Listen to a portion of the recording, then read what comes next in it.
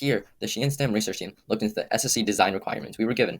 The three requirements we believe to be the most important was SSC 3, 5 minimum successful landings, with 20 successful landings being the goal.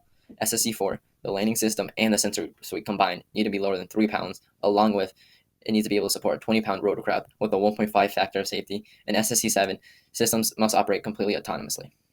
Upon reviewing the NASA requirements for our system, we found that the regulation that the system must be able to function after a catastrophic event without deploying safety mechanisms was particularly important and led us to choose a secondary landing gear as one of our major subsystems. In addition, the requirement that all critical subsystems should be able to run autonomously went along with our second major subsystem of a sensory suite. Hello, I am here representing the Sheehan STEM design team. Together for IPR 1, we've come up with 3 landing system design ideas. Our first idea is to add sponges to the bottom of the payload. On contact on Mars, the sponges will compress, absorbing shock and cushioning the payload from Mars. Our second idea is to add elastic arms.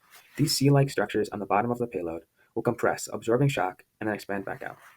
Our third idea is to add springs. We can attach springs to the bottom of the payload.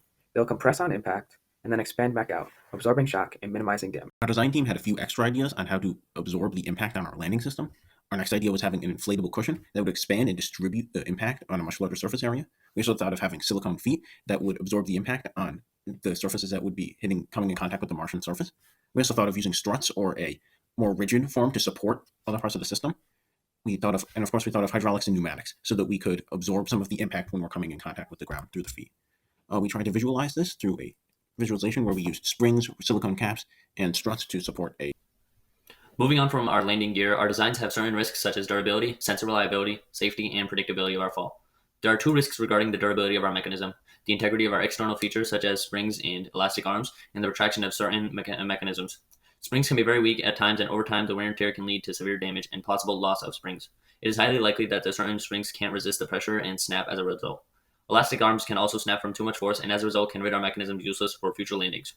Moving on to the retraction of our mechanisms such as landing gear can also have a larger margin of error since they are moving parts that can break from unintended force. There are 2 major risks related to sensor reliability in our systems of sensors. One is the sensor damage. Our sensors must be usable for all landing trials. We must prevent lasting damage to our sensors during impact with the Mars surface. To do so, we must create landing gear that can protect the sensor system and minimize damage.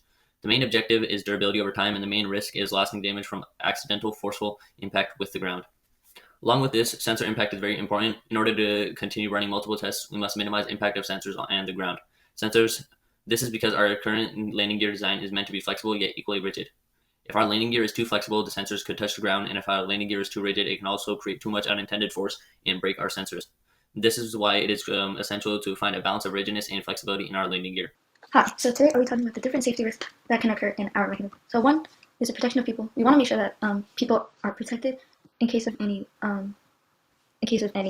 like landing problems and impactful sources because, well, we don't want the people to die. So yeah, and on the note of landing, identifying the landing zone, we want to make sure that we land in a safe place so that, again, people die and that our payload doesn't get damaged.